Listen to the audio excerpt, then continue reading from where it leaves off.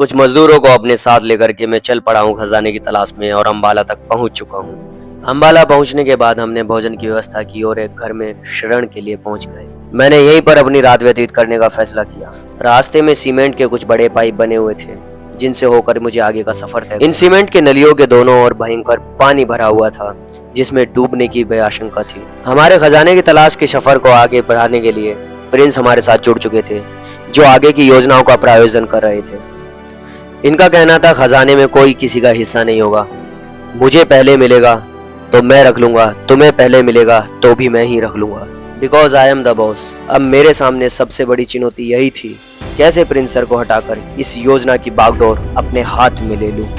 लेकिन मुझे चौपहिया वाहन चलाने का बिल्कुल भी अनुभव नहीं था, इसीलिए इस योजना की बागडोर मुझे प्रिंस सर के ही हाथ में रखनी पड़ी और उन्हीं की अध्यक्षता में हम खजाने की खोज में आगे बढ़े। वहाँ के रास्ते बहुत ही पथरीले काले कंकड़ों से बने हुए थे।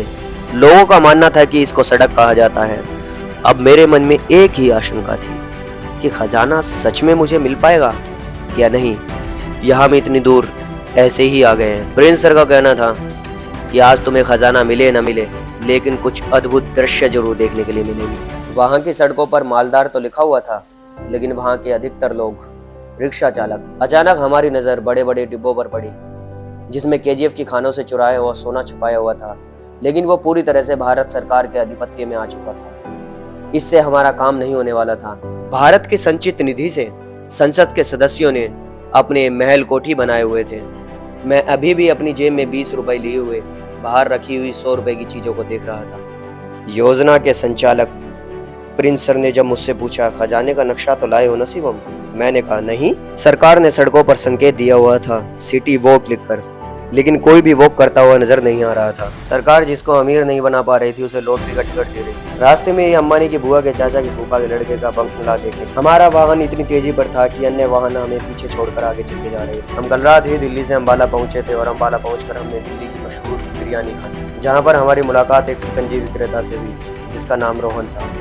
हमने खजाने के बारे में जब उसको बताया तो वो भी हमारे साथ हो लिया। उसने बताया, शिकंजी से मैं इतना नहीं बचा पाता हूँ जितना आप खजाने का जिक्र कर रहे हैं, उससे उसकी 7 पीढ़ी बैठकर खा सकती हैं। मैं उसे अपने साथ इसलिए भी ले आया क्योंकि मेरे पास शिकंजी पीने के लिए पैसे नहीं थे। इसी बहाने मुझे शिकंजी के पैसे नहीं देने पड़े। साथ में चलने की बात क्या कही, रोहन आगे वाली सीट पर बैठ गया और खुद को मालिक समझने लगा और योजना के लिए प्रिंस सर को समझाने लगा। प्रिंस सर ने बताया, तेरे जैसे 4-5 बंदे मैं रोज देखता हूँ क्योंकि सर 4-5 बार शिकंजी पीते हैं। हमारी आगे की यात्रा होने वाली थी हिमाचल प्रदेश के शिमला जिले में, क्योंकि वहीं पर किसी ने खजाने से संबंधित जानकारी साझा की। इस यात्रा का दूसरा पहलू यह भी था, अगर खजाना ना मिला तो यहाँ से मिर्च लिए चलेंगे जो कि शिमला मिर्च कहलाएगी। ये वही जगह है जब 1815 में गोरखा युद्ध के बाद अंग्रेजों का आगमन हुआ था। सन 1864 ईस्वी में ब्रिटिश भारत की ग्रीष्मकालीन राजधानी इसको घोषित किया गया था और आज़ादी के बाद इसे हिमाचल प्रदेश की राजधानी घोषित किया गया। रास्ते में कहीं पहाड़ गिरने का डर तो कहीं गहरी खाइयाँ, फिर भी हम इस डर को अपने मन में समेटे हुए आगे की ओर बढ़ते चले जा रहे थे, क्योंकि अब इस सफ़र में मैं अकेला नहीं था, मेरे साथ 2 और भी थे। शिमला के इस अद्भुत नज़ारे को देखते हुए एक बार के लिए तो मैं अपना प्रायोजन भूल ही गया था कि हम किस प्रायोजन से यहाँ पर पधारे हैं। अब बारी थी उस पहाड़ी पर ठहरने की जहाँ पर हमें खजाने के बारे में बताया गया था। खजाने की तलाश करते हुए मैं हिमाचल प्रदेश तक आ चुका हूँ। यहाँ ज़रूर मुगलों के ज़माने का खजाना छुपा हुआ होगा और देखना है अभी मुझे कितना ढूंढना पड़ेगा। यहाँ खजाना मिले ना मिले, मुझे लग रहा है यहाँ सांप ज़रूर मिल जाएगा। जैसा कि आप देख सकते हैं यहाँ पे ऑलरेडी कुछ लोग आ चुके हैं। ये अपना सीट बना के गए थे, वहाँ देख सकते हैं। अब मुझे डर इस बात का है कि खजाना उन्हें मिल ना गया हो। और हम खजाने की तलाश करते हुए हम ऊपर की ओर चढ़ते जा रहे हैं। हिमाचल की खूबसूरत पहाड़ियाँ हैं। खाना तो मिला नहीं है, पौधा ही निकाल ले चलते हैं। अब दिक्कत इस बात की है, पौधा निकाले तो निकाले कौन सा?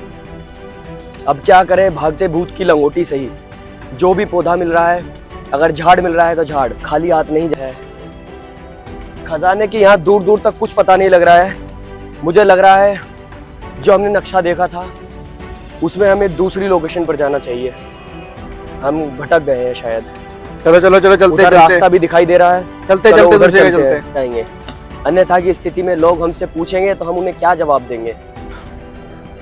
खजाने की जगह हमने ये झाड़ उखाड़ा है, जैसा कि आप देख सकते हैं। ये अगर आप बाहर से खरीदने जाओ तो कम से कम 400-500 रुपए का ये पौधा आएगा, और ये हमने फ्री में पाया है। वाओ! बाबा पहाड़ का दिन है ये।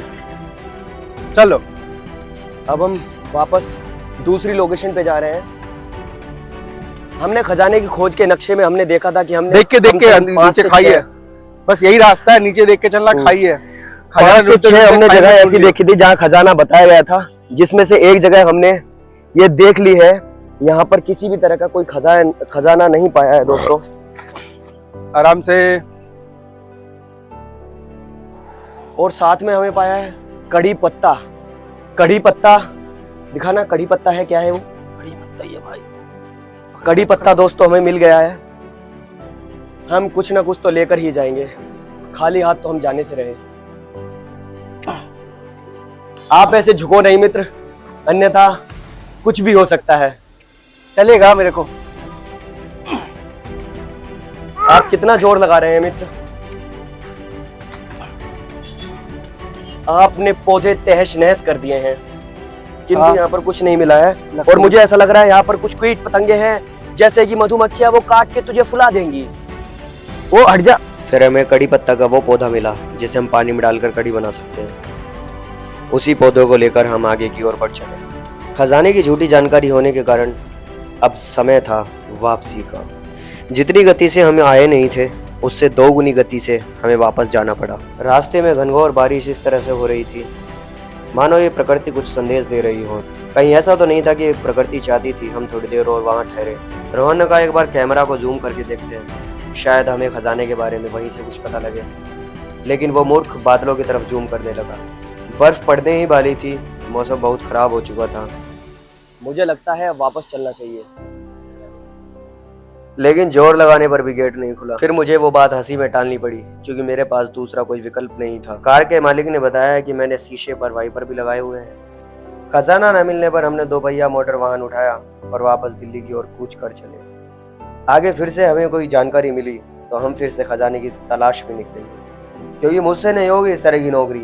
क्या मैंने इसी नौकरी के लिए 10वीं कक्षा में 35% अंक प्राप्त किए थे? खैर छोड़िए, इतनी भागदौड़ के बाद अब हमें कुछ भोजन की व्यवस्था करनी पड़ेगी। अब हमारी तलाश थी खजाने की नहीं, एक अच्छे ढाबे की, जहां हम सुकून से खाना खा सकें और कुछ अच्छे लोगों से मिलना जुलना हो सके। सफ़र करते हुए हम एक विचित्र जगह पहुंच चुके थे। रास्ते में हमने एक ऐसा पेड़ देखा जहां पेड़ पर पंछी लगे हुए थे। खजाना तो मिला नहीं था, खैर जो भी पैसे बचे हुए थे वो हमारे मोटर वाहन की खपत में प्रयोग हुए।